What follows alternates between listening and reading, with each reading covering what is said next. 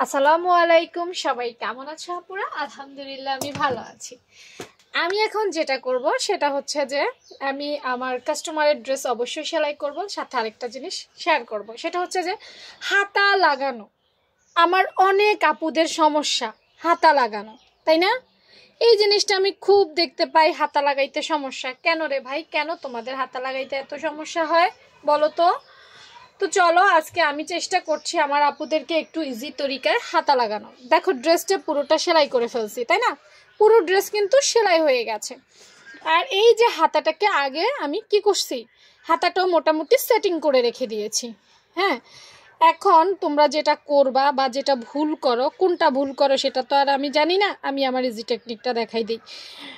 প্রথমেই আমাদেরকে সুন্দর করে, মানে একদম সুন্দর করে এই হাতাগুলো বিছাইতে হবে।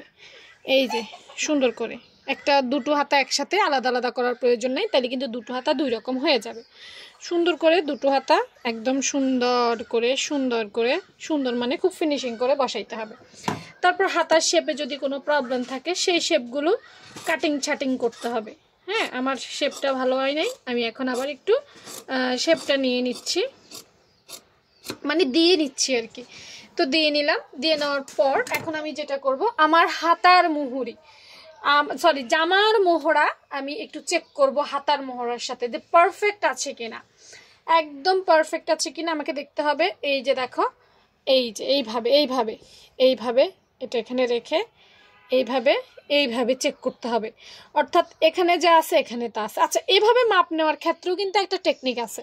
আমরা অনেক সময় ঠিকঠাক নিতে পারি না। কেন নিতে পারি না? না নেওয়ার অসংখ্য কারণ আছে, তাই না? অসংখ্য কারণ আছে। আমি যদি একটু এদিকে আনি, এই মনে করো এখানে বসাইছি, এখানে বসাইছি, খেয়াল করো এটা তো টানাটানির সুযোগ নাই, হাতা যেখানে আছে সেখানেই আছে, এটা এভাবেই থাকবে।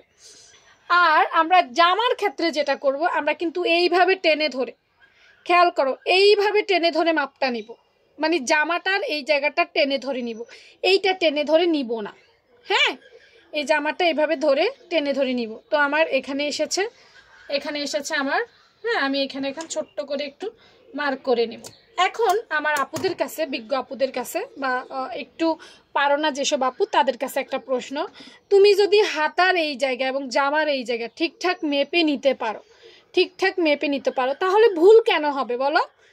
বা এইভাবে ধরলাম, এটুক তো সেলাই, তাই না? এটুক তো সেলাই, এটা বাদ দিব, এটুক বাদ দিব। এরপর এভাবে ধরে আমরা যদি এইভাবে ধরে খেয়াল করে এইভাবে ধরে এই দেখো আমার একদম ঠিক জায়গা। সরি, আমার একটু ধরতে ভুল হয়েছে। এই যে দেখো এভাবে নেই, তাহলে হাতা কমবে বা বাড়বে কেন? জামা কমবে বা বাড়বে কেন? সেলাই করার আগে আমরা দুটো জায়গা যদি একটু এইভাবে মিলিয়ে নেই, ধরে টিপে সূক্ষ্মভাবে, হ্যাঁ এই যে সূক্ষ্মভাবে যদি আমরা একটু ঘুরিয়ে নিতে পারি, তাহলে কেন আমাদের বড় বা ছোট হবে? আমি এই প্রশ্নটা অনেক সময় বুঝি না। হ্যাঁ, একটু ধরে এইভাবে নিতে হবে, তাহলেই তো সমান হয়ে যাচ্ছে, বড় ছোট হওয়ার প্রশ্নই আসে না। তোমরা যারা হাতা আর এটা বড় ছোট হয়ে যায়, তারা এই জিনিসটা একটু খেয়াল করো। হ্যাঁ,